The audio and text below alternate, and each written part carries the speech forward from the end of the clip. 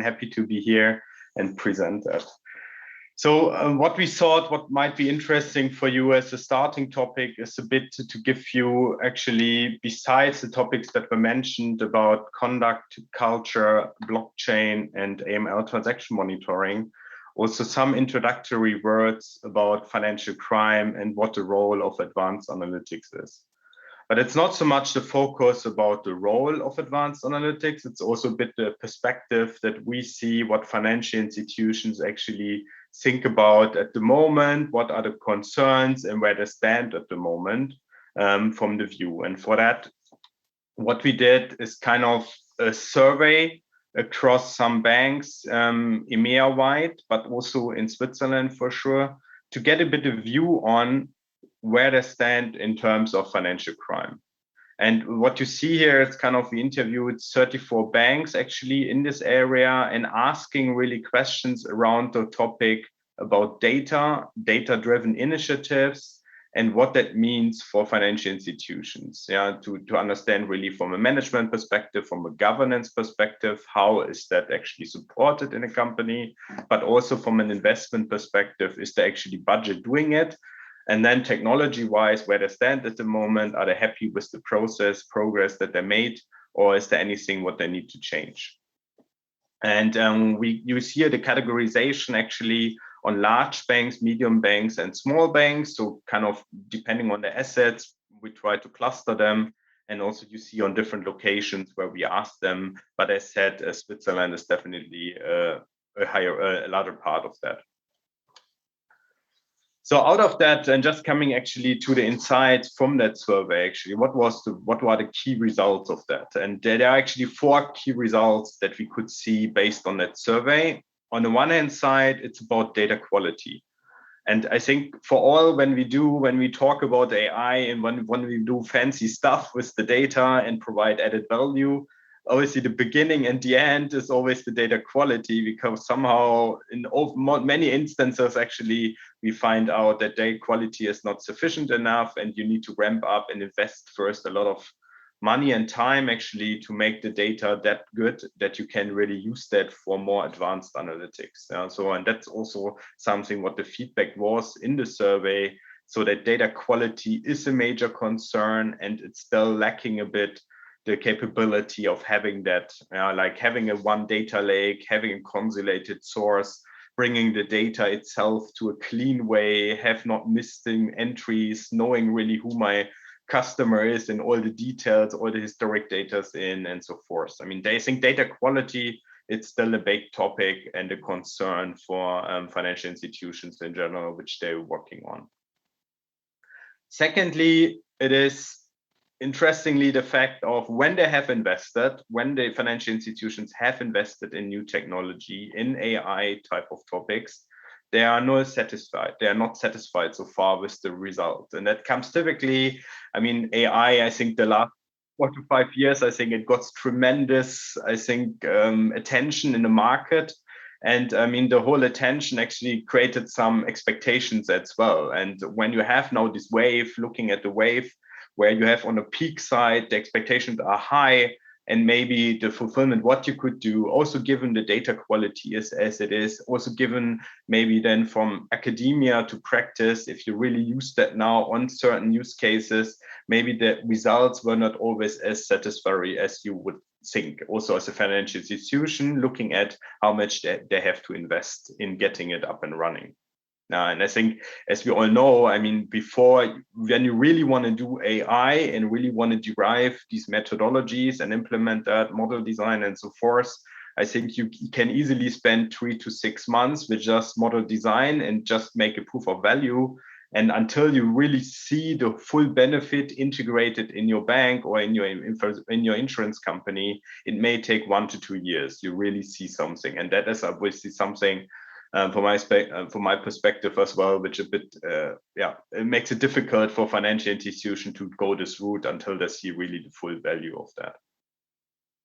The third point is about maturity. And there you see some banks and institutions are quite far down the road from their understanding. So they rather are looking now, we have now a certain set, how we do automation in that, how we combine now the features that we have, how we bring that all together. So that's one thing, and how we optimize further.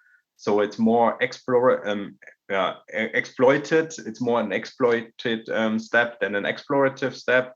And then you see a lot of other institutions which are maybe from a data maturity other low and need first to drive at least some analytics on that. Yeah, so there are a lot of manual steps still going on.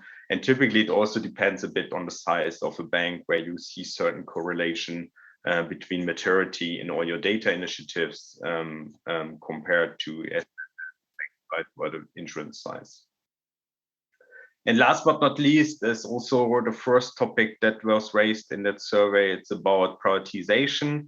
That means, I mean, in a bank or an insurance company, financial institution in general, I think they don't see always that's on the high radar and the most important concern that they have. There are other regulatory initiatives which gets over priority about those, or I mean, there's still some too much in a reactive mode on whatever instances, so they cannot really invest and look forward and how we make our business better and more automated and more with analytics driven, but rather more dealing with some standard stuff, I would say, daily business as usual, and try just to survive. Yeah, that is just setting the scene a bit where the market is. And when you see now from an academia perspective, I think AI is pretty much advanced. I mean, it's there since 40, 50, 60 years now. There's a lot of theory built up for that. And when you look at the market and banks and insurance companies, I think they're trying to implement that now, finding these right use cases, drive that, and really go this route. But based on these 4 key themes, what you also see here, that's not so easy for a bank nowadays to just say, yes, we do it, let's invest in that, because there are many other aspects that they have to consider as well.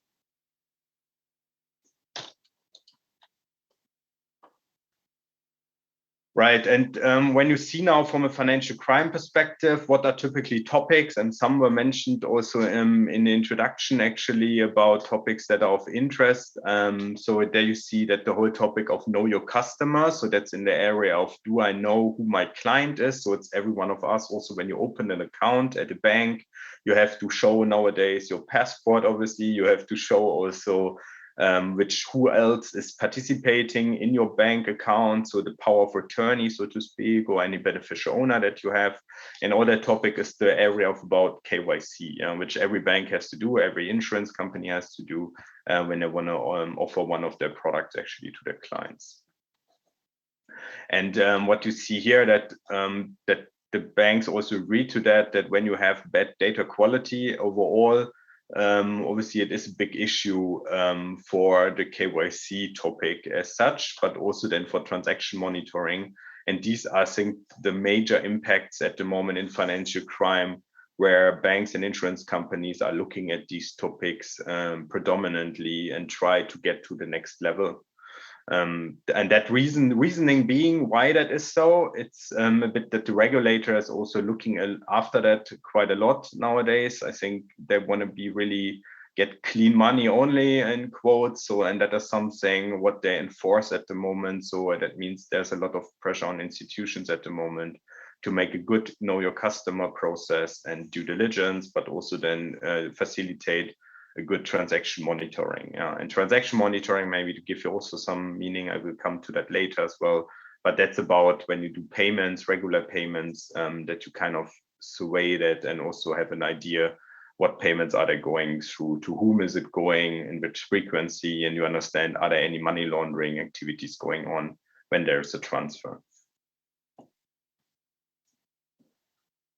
Right, when we look now from a strategy perspective and coming back and closing the loop a bit to AI now from that survey, here you see a bit in which direction that goes. So when financial institutions are considering to invest now in what they're looking into investing, it's really advanced analytics. So that's really the top major field that our banks believe that is really the future, and we need to do something about it.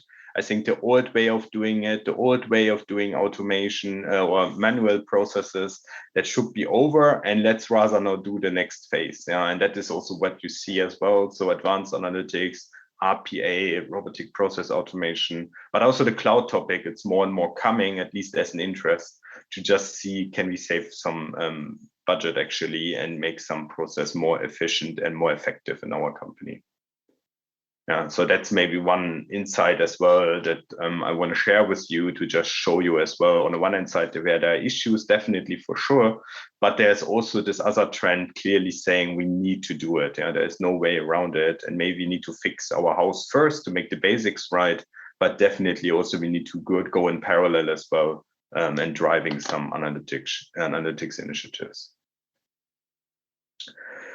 So having said that as an intro, I would kind of introduce first the first topic, which I'm gonna give you one views on financial crime related initiatives where data plays a major role and AI is always in the background. So that could be always the next step. And I will also introduce this concept to that, to give you some ideas how that relates to, but really give you also an insight where it stands at the moment, to give you really an understanding where the whole industry is at the moment from our perspective. So in the whole area of conduct and culture, I mean, when you look at that, when we talk about conduct and culture, I think it's a big topic nowadays. On one way, I mean, the whole topic of integrity and ethics, it's in all mouths. And when you just open the news, I mean, 2 weeks ago, there was a large article on the NZZ, for example, about culture and integrity, how important it is. And in Switzerland, there are a lot of institutions as well who are looking into that, because, I mean, everyone knows that it has a huge impact on the employee, on your talents, on the one hand side, that you need to motivate when you obviously look closer into this whole topic. On the other hand, obviously, external stakeholders are also kind of looking into that nowadays, because they also want to have their boat in good shape, which means investors, for example, they're assessing you based on that. You also see the ESG topic coming up. So that's a close relationship to culture and conduct, actually. And I think that gives you some flavor about why culture and conduct is in every company at the moment one of the major concerns, and everyone is looking into that and trying to assess it. One more aspect of that whole culture and conduct, and that what I want to maybe introduce to you here, is also the whole topic of fraud. Because when you consider that fraud happens in a company, the question is why it happens and what I could do as a company to prevent that of happening. And there's some literature review over the years now about the fraud triangle, what you see here on the left-hand side. So that is actually the 3 aspects of opportunity, what you see on the top: pressure and rationalization. So there are 3 aspects always present. So that says the theory when fraud occurs. That means there's always an opportunity, which means there's something that you can steal the money, that you can get the money to. That is one aspect that is always there. The second thing is pressure, in terms of when you have actually pressure, it means that maybe you have social pressure or financial pressure at home, that you need to do it, that you need to conduct fraud or consider at least doing some fraud activity. And third one is rationalization. That means in terms of, you say, well, my boss is having as well so much money, so it doesn't matter. The company has earned so much money over the last years. So, I mean, it doesn't matter if I now rip off a bit of that. And I think these 3 elements are really always present, that has shown by literature, and also by our practical experience. And what is typically focused on most institutions is to look at opportunity, because the opportunity that someone can steal it means you put more controls around the person. That means you put maybe a second pair of eyes around this process. So that means you need to approve it by another instance, could be one way, or it could be also kind of a lot of automated controls, saying, well, if the transfer across certain threshold, then I need to do X, Y, Z. And this is typically what institutions focusing on, is on the control side. But when you see now pressure and rationalization has maybe a similar, or maybe at least some contribution that fraud happens, the question is how we could assess also these parts. What we can do as a company to assess actually pressure and rationalization, so I understand, is there high likelihood that fraud could occur in my company? And for doing it, we developed kind of a methodology to assess that, to assess pressure and rationalization. And it's really based on research, which I also, from my background, obviously like. So it's not something that was just by 2 people sitting in a room and come out with a clever idea.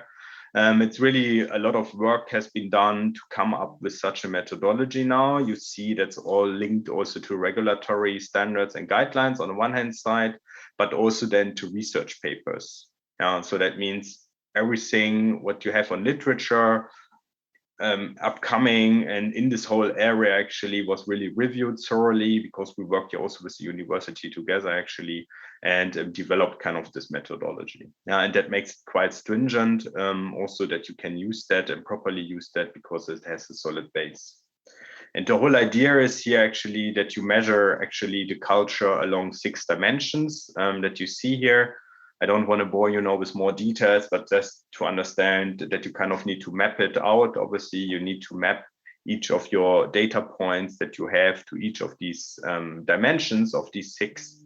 And based on that, you can also give some insights then into the dashboards, into what is the outcome, into the culture, and understand is there a likelihood that the risk goes up, as you indicated, for example, that you see as indicated here, where you see the risk actually that fraud occurs.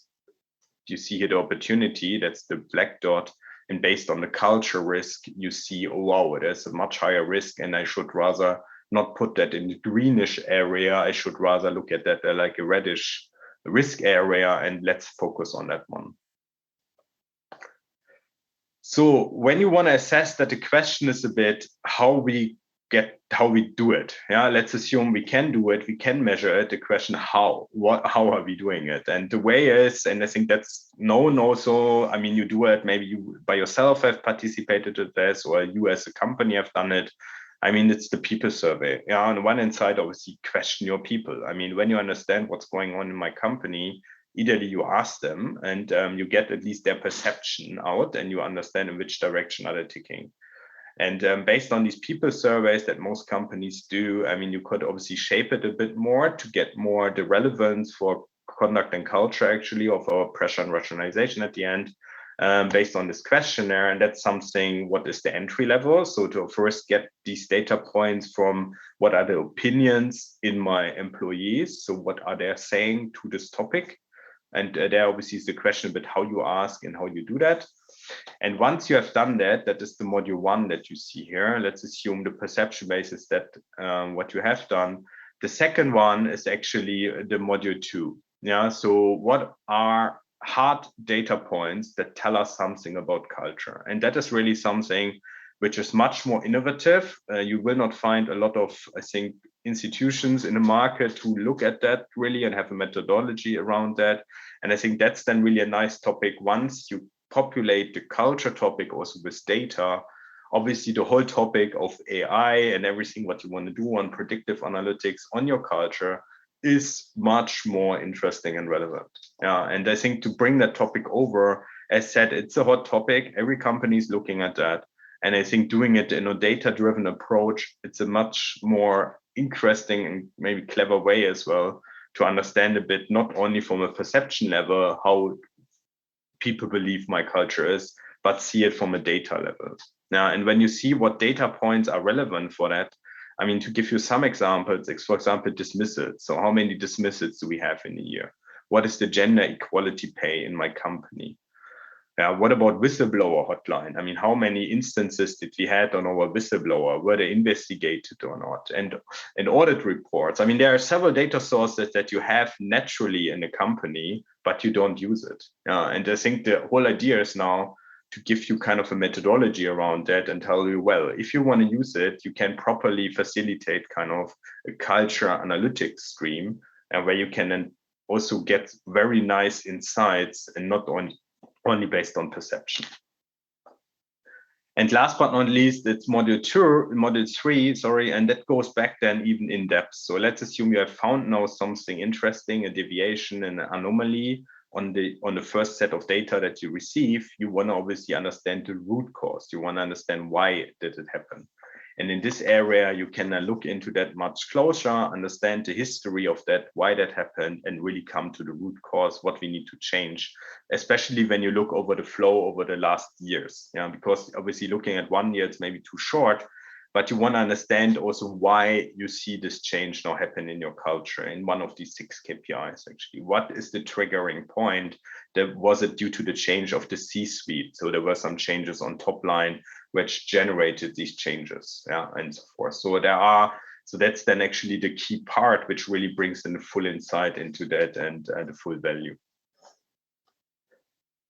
Just to give you some views about that, how that could look like, and in the introduction, actually, I mean, here you see, for example, what is quite interesting for the clients that we work with, in which countries, in which companies, in which entities, in which divisions do we have issues, in which divisions do we have deviations across the culture, and why is that so? Is it different in department Y? In the trader desk, for example, is that different than the trader desk in Singapore to the trader desk in Zurich? Actually, is there some differences, and why are they there?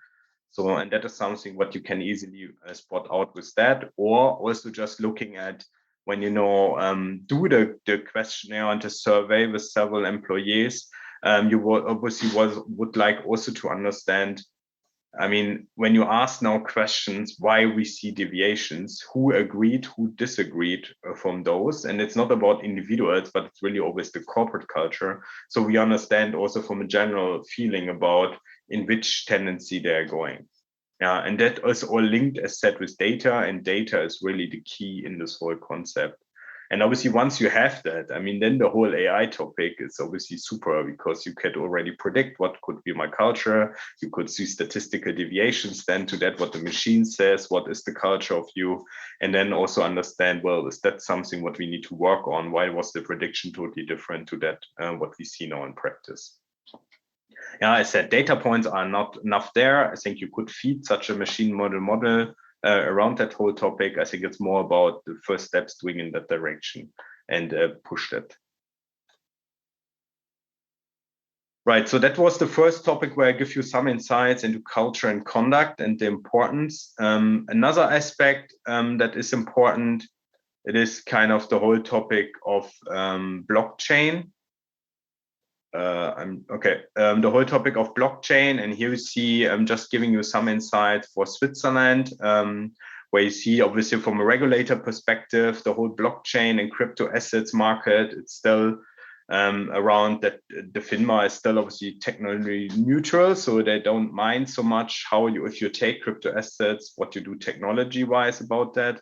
But when you take crypto assets, you need to be kind of ensure you do the same due diligence that you do with normal transactions. And this whole topic is actually quite of relevance as well for the regulator. And so also for institutions, they really need to question themselves, can we make sure that we do the same process as we do for our normal transactions, also for crypto assets? And I think at the moment, the market is rather not driving with full speed around that. There are some first mover in the market at the moment, also in Switzerland, who take at least those or invest those at least. So there is some movement into that direction, but most banks are still hesitant to go that route because there's still certain risks. And maybe to give you some of the risk, and here you see maybe in a nutshell, what is the major risk is actually the whole reason when you look at that at blockchain is kind of hide the identity of people. It could be one way how you look at that when you look at crypto assets, when you really want to deal with blockchain. So there is a high likelihood that somehow money laundering is in the game. Yeah, and here you see some definitions around that whole topic. And I think this topic actually raised the question, what else do we see around that? When you say the major view on that, there's so much complexity in this crypto asset as saved as the ledger itself. So you don't see really who transferred to whom. There are certain ways that you can anonymize yourself. And having that said, you see there is a lot of risks around this whole topic about money laundering and counter terrorist financing, what you need to do actually against that. And there are certain measures that you see here along the line, what you can do in the financial crime aspects. Like what you need to do on a verification, what you need to do on a blockchain itself, what you need to sanction screening for, that you deal with that. But there's a lot what you need to consider just to accept actually crypto assets.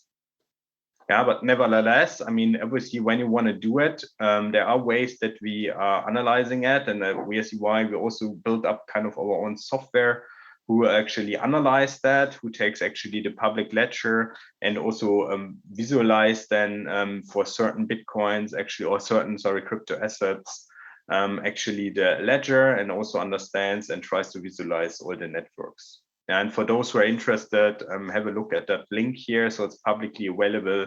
You will see also some of the dashboards that you can do, I mean, statistics based, but then also a relationship link analysis between all entities and so forth. But that's really based on data that is available. And I think one of the major issues in these whole blockchain discussions is actually that you are not always aware of who's my beneficial owner, who's my party. The source of wealth is a big issue in this whole crypto space. And I think that the state of the art at the moment is really that you can analyze it, yes, based on existing data, but you have kind of to live a bit with the risk that the source of wealth might be not always clear for you. Right, and here one course also that you can apply machine learning models actually to those crypto analysis. So what you could do, for example, and that is what we did here. I mean, let's assume you have actually the black wallets. That is something that are lists that you could download actually from the web. And then you ask in your ledger actually, are there with the wallets, are there some transactions which are similar from behavior than these black wallets that I have already identified? And based on that, you obviously can do some supervised learning algorithms around that. And based on that, you can also detect really similar patterns on those transactions, on those other wallets that you may have not identified so far as black wallets. Right, and I see, I mean, I have 1 minute to go or so, so I just will give you one insight into another topic to give you the idea so that you have an understanding about that, and that's in the whole topic of transaction monitoring. It's also of highly relevance actually in the market. The whole topic, it's about when you do a transaction as a bank, you obviously have to understand who my customer is. Then you have to do kind of your customer segmentation. So you want to understand, is it a retail banking client or a ultra high net worth individual? So a sheikh of Arabia maybe, who has some more money than maybe you and us, so who has to do some usual tradings. And you want to understand the risk differently from those. So that's the customer segments. And based on that, you do then certain rules, you implement those rules based on the regulatory input. And based on these rules, you then look at certain transactions out of those that you do as a bank. And I think what is currently the situation is that on these rules, you have a lot of alerts. That is something that you need to look at. So that are those transactions where you need to have a closer look into, and they go into level 1 investigation that you see here. So, and overall, there are 99% of those alerts are actually false positives. So they are never really money laundering related. And the question is now how we can reduce that. And the whole idea, what you see here is the event triage. That's an approach. It's a machine learning based model actually that tries to score each of these alerts. And let me quickly go through that to that last slide. I mean, just to explain it to you directly on a use case. So you get directly the scoring on each of these alerts, as you see here. So that's what the model does. And based on that, you get a score out from 0.9 to 0.0. And you as a bank, as a financial institution, you can then decide, where I want to set my threshold, where I want to say I accept the risk. And what you see on the right-hand side now, depending on your risk appetite, actually, depending if it is 0.4, 40%, 0.5, 50%, and so forth, the number of true positives, so the ones that you expect to not identify with the model, is between 3 and 10%. And there you see also what the risk appetite needs to be, because you are saying more or less, I skip 40% of my alerts that I need to look at, but I accept that 3% we may miss, which we miss to look at least from a first level, where we would say there is some suspicious activity going on, and maybe we should look at that deeper. And that is something where you see a bit of trade-off between using machine learning models in these kind of regulatory instances compared to the efficiency and effectiveness does it bring. And that's kind of the trade-off that every bank at the moment does. Do I use these machine learning models now in this concept? And if I use it, what risk do I want to take? Yeah, that's what I want to give quickly as an intro to this whole session to you. I mean, on one hand side, give you some insight what financial institutions are at the moment the situation is in the financial crime area with data, then giving you the topic of culture and conduct as one of the hot topics in the market. Blockchain is another topic where you see there is some analysis can be done. Money laundering is an issue. You can use it with machine learning to address that topic a bit. But it's still obviously a field which will take some time until I think it has been converged to some level that the whole market agrees to something, what is the standard also from a regulatory perspective. And last but not least, the topic of transaction monitoring, which is at the moment a hot topic, and especially machine learning plays there a major role. Yeah, thanks a lot for your attention, and looking forward if there are any questions. Do you hear me now, Madan? Yeah, I can hear you. Okay, yeah. Good. Thank you very much for very interesting, insightful presentation. I have one question from the audience, which I will read to you regarding the culture survey. The question is the following: were there new digital-only banks surveyed as well? Any major differences in terms of data and advanced analytic strategy? Do they have better financial crime tools since their data quality and overall IT infrastructure should be in principle better? Yeah, that's a good one. I mean, when we talked as well to them, because when EY is obviously also auditor of some of those larger social media companies, which are at the moment obviously should be kind of, they know what they do with data, looking at that what they're doing.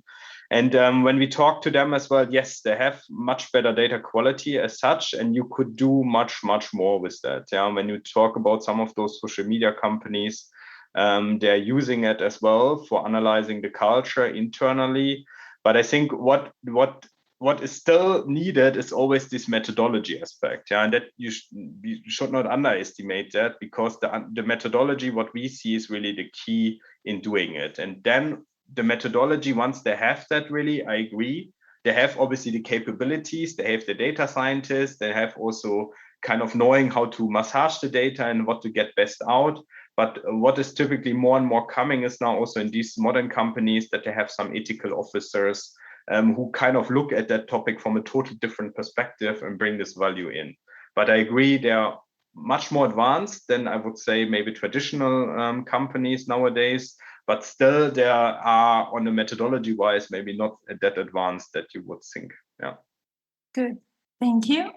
One more question I will take advantage to ask.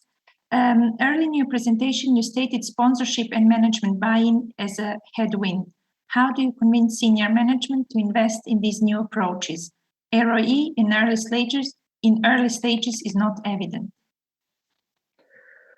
Yeah, that's a good point. But I mean, one argumentation is, for example, when you look back, that was something that I learned during the MBA. Maybe it should give you some insights in that. I mean, there was one simple class about look at the companies that exist 20 years ago, and you will see that the 20 years companies that exist before 20 years, and look at the assets and how successful they are not there anymore. When you look at them, most of them, the whole list changed in 20 years. And which means you need to kind of be as a company quite sustainable in your business, what you are doing, and be sure you are up to the speed, up to the level, and not stick into your old way of doing stuff, because the world changes. And I think now we see the speed with data and machine learning is tremendous. And I think to be not on that speedboat at the moment, it's definitely a risk also that you fear as a company at some point you are not relevant anymore in the market. And I think that should be there's enough material around that whole topic why you need to do something nowadays. And I see the timing, it's crucial nowadays. You have to change it. I mean, that's really my advice, what I see from experience, and also what I see in my daily life.